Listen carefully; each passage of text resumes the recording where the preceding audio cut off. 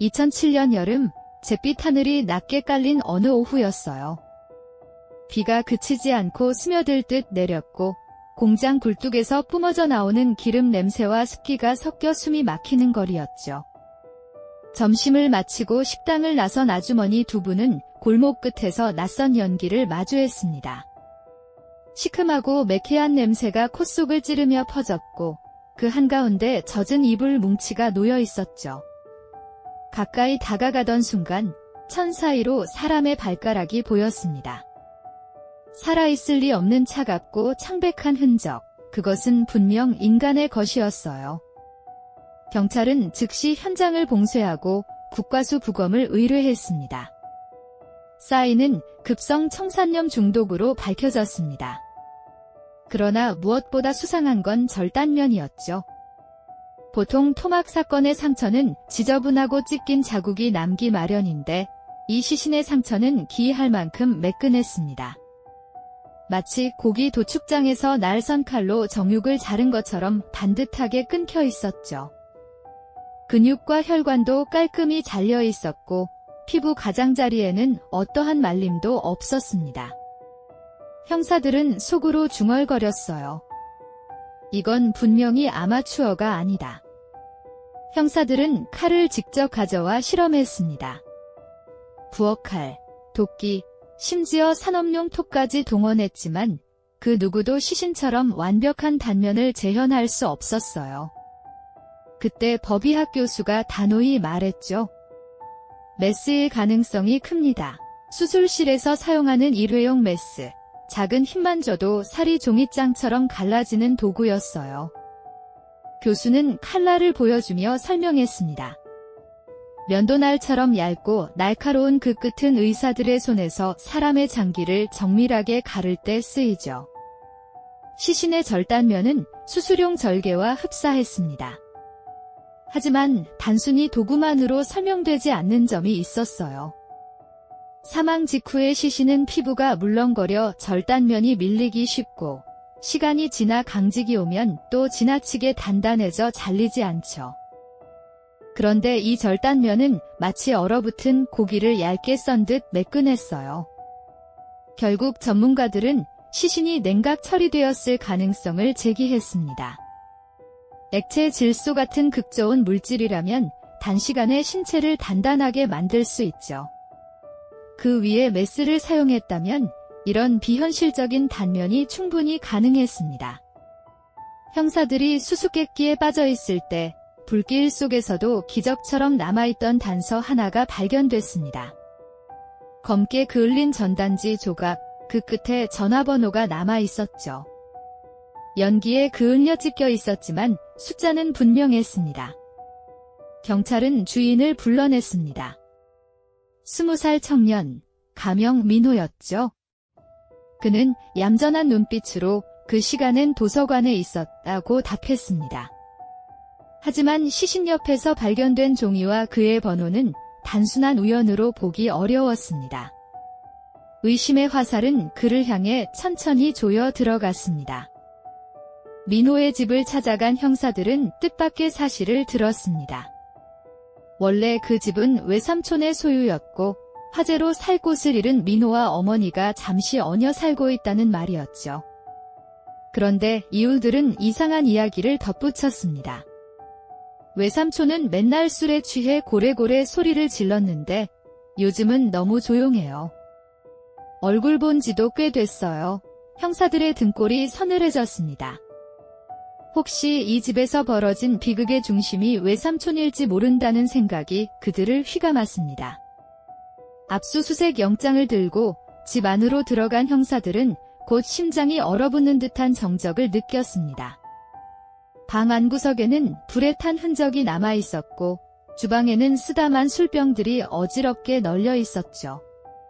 어머니는 아들의 결백을 믿는 듯 했지만 눈빛은 떨리고 있었습니다. 민호는 차분했지만 그 차분함이 오히려 부자연스러웠어요. 어딘가 숨겨진 이야기가 있다는 걸 모두가 직감했지만 그는 쉽게 입을 열지 않았습니다. 형사는 민호를 계속 지켜봤습니다. 겉으로는 어머니에게 살갑고 공손한 아들이었지만 그 속엔 알 수 없는 그림자가 드리워져 있었죠. 어릴 때부터 홀로 고생하는 어머니를 보며 반드시 성공해 어머니께 효도하겠다, 이는 다짐으로 살아왔다는 말을 들었습니다. 실제로 그는 머리가 명석해 전교 1등을 놓친 적이 없었고 IQ도 높았습니다. 하지만 그 노력 뒤에는 어머니를 위해 반드시 성공해야 한다는 강박이 자리 잡고 있었죠. 민호의 아버지는 이미 가정이 있는 공무원이었고 어머니는 식당 종업원으로 홀로 아이를 키워야 했습니다. 태어날 때부터 멸시와 곱지 않은 시선을 받아야 했던 아이, 민호였죠. 그럼에도 그는 흔들리지 않고 공부에 매달렸습니다. 하지만 세상은 결코 호락호락하지 않았습니다. 의과대학에 합격했지만 비싼 등록금을 감당할 수 없었던 그는 결국 학업을 포기해야 했습니다. 어머니가 선물해준 메스만이 꿈의 흔적으로 남아 있었죠. 꿈을 접고 다시 대학에 진학했지만 집안은 더욱 힘들어졌습니다. 게다가 사건이 일어나기 4개월 전 민호와 어머니가 살던 빌라에 화재가 발생해 삶의 터전마저 잃어버렸습니다. 그들은 결국 외삼촌의 집에 몸을 의탁해야 했죠. 그러나 외삼촌은 술과 폭력에 물든 인물이었습니다. 중식당 요리사라는 직업은 내팽개친 지 오래, 사채까지 끌어다 술값으로 탕진하며 집안을 어지럽혔습니다. 민호와 어머니는 매일같이 모욕 속에 살아야 했습니다. 특히 외삼촌의 입에서 쏟아진 말은 날카로운 칼날 같았습니다. 불륜으로 태어난 자식은 인간도 아니다. 불륜을 저지른 여자는 사람도 아니다. 매일같이 되풀이되는 폭언은 어머니의 가슴을 갈기갈기 찢었고 민호의 귀에도 모처럼 박혔습니다. 그는 점점 분노와 모멸 속에서 갇혀갔습니다. 그 말들은 단순한 욕설이 아니라 어린 시절부터 눌려온 상처를 다시 찌르는 비수가 되어 돌아왔습니다. 형사들은 민호의 심리를 분석하기 시작했습니다. 어머니를 향한 애착과 집착, 그리고 사회적 성공에 대한 강박. 정신분석학에서는 이를 오이디푸스 갈등과 연결지어 설명하기도 했습니다. 어린 시절 어머니를 향한 집착은 정상적인 사회화 과정에서 아버지를 통해 극복해야 하지만 민호에겐 그 과정이 결여되어 있었죠. 외삼촌의 폭언은 그 결핍된 상처를 다시 끌어오르게 했고 마침내 통제할 수 없는 분노를 만들어냈습니다. 어머니를 모욕하는 목소리는 곧 과거에 자신을 버렸던 아버지의 무책임과 겹쳐졌습니다. 민호에게 외삼촌은 단순한 친척이 아니었어요. 어머니를 괴롭히는 남성, 그리고 자신을 조롱하는 권위자의 상징이었죠. 그 모든 감정이 응축된 순간 민호의 분노는 폭발하고 말았습니다. 한밤중에 집안은 차가운 칼날과 억눌린 울음소리만 남기고 결국 외삼촌은 더 이상 돌아오지 못할 길을 걷게 된 겁니다. 그러나 민호는 단순한 분노로 그치지 않았습니다. 그는 치밀하게 증거를 없애려 했습니다. 시신을 이불에 싸서 불태우고 액체 질소까지 동원해 흔적을 지우려 했죠. 완전 범죄를 꿈꿨지만 불 속에서 남겨진 한 장의 전단지가 모든 것을 무너뜨렸습니다. 작은 종이 조각이 결국 그의 계획을 뒤엎은 것이었죠. 형사들은 집요하게 추적했고 결국 민호는 더 이상 숨을 곳이 없다는 사실을 깨닫게 되었습니다. 형사와의 신문 끝에 민호는 흔들리기 시작했습니다. 어머니 앞에서는 강한 척했지만 진실을 아는 순간 두 사람 모두의 손이 떨렸습니다. 형사는 결코 강압적으로 몰아가지 않았습니다. 자백을 받아내는 대신 그의 마음을 꿰뚫고 공감하며 다가갔죠. 어머니를 생각해 극단적인 선택을 하지 않도록 달래며 마지막까지 인간적인 선을 지키려 했습니다. 결국 민호는 눈물을 흘리며 입을 열었습니다. 제가 했습니다. 민호는 자백 직후에도 깊은 혼란에 빠져 있었습니다. 죄를 인정하면서도 머릿속에는 나는 단지 어머니를 지키려 했을 뿐이라는 왜곡된 정당화가 끊임없이 맴돌았죠. 그는 술기운에 흔들리며 유서를 남기기도 했습니다. 차 안에 번개탄과 빈 술병, 그리고 10장이 넘는 편지가 발견됐죠. 하지만 형사와 어머니의 끈질긴 설득 덕분에 결국 극단적인 길을 선택하지는 않았습니다. 그 순간만큼은 그의 남아있던 인간적인 끈이 어머니에 의해 붙들려 있었던 겁니다. 조사 과정에서 드러난 민호의 삶은 모순의 연속이었습니다.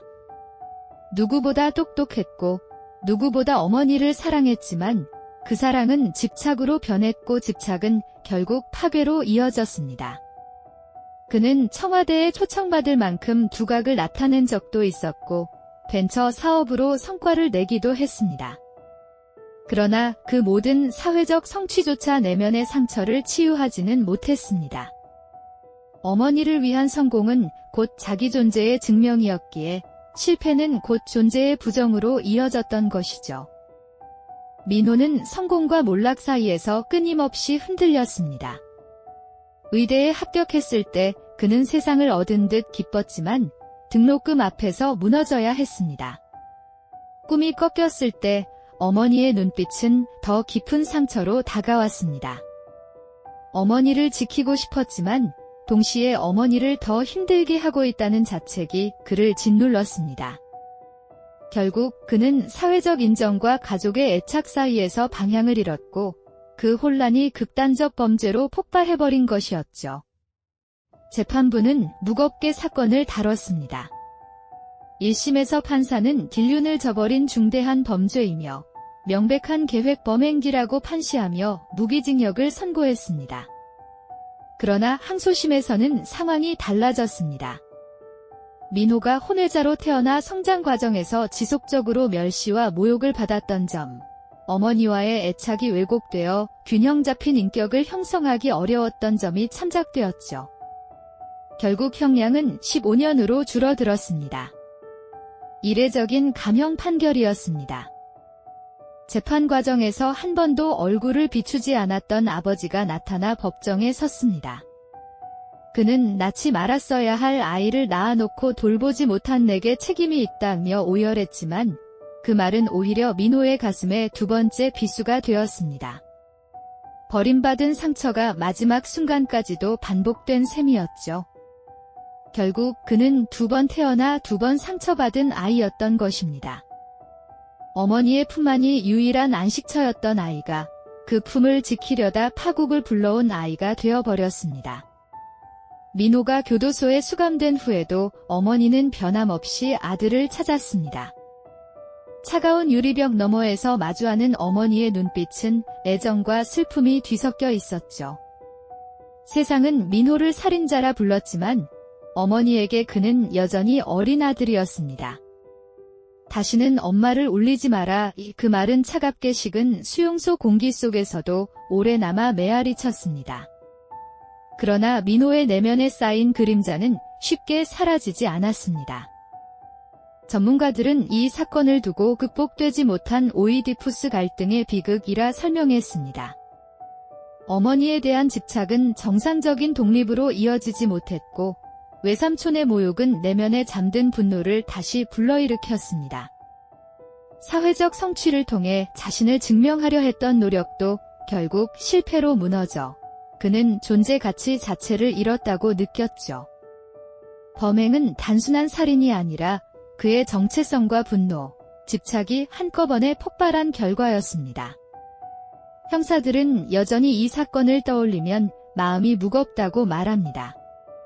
어머니를 위해 효도를 다짐했던 아들이 결국 가장 사랑했던 어머니를 절망으로 몰아넣었기 때문입니다. 피해자는 외삼촌이었지만 그 폭력의 그림자 속에서 살아온 어머니 역시 또 다른 피해자였습니다. 그리고 사회 역시 가정의 균열 속에서 태어난 한 아이를 끝내 품어주지 못한 또 다른 가해자일지도 모릅니다. 민호가 출소했는지는 확인되지 않았지만 만기 출소라면 이미 세상 밖에 나왔을 것입니다. 혹은 모범수였다면 더 일찍 풀려났을지도 모릅니다. 그러나 중요한 건 그가 다시 어떤 삶을 살고 있느냐입니다. 재판부가 보여준 아량과 사회의 동정 어린 시선이 진정한 갱생으로 이어지지 않는다면 또 다른 비극은 반복될 수 있기 때문이죠. 삶을 이어간다는 건 그 무게를 끝까지 짊어지는 일이기도 합니다. 이 사건은 우리에게 묵직한 교훈을 남겼습니다. 가정의 상처는 결코 개인의 몫으로만 치부할 수 없다는 것, 그리고 치유되지 않은 집착과 분노는 언제든 파국으로 이어질 수 있다는 것 말이죠. 효심은 아름다울 수 있지만 그것이 뒤틀리면 가장 사랑하는 존재마저 파괴할 수 있습니다. 우리 사회가 반드시 기억해야 할 건 작은 상처라도 어릴 때부터 보듬고 지켜내야 한다는 사실입니다. 그렇지 않으면 또 다른 민호가 어둠 속에서 태어날 수 있으니까요.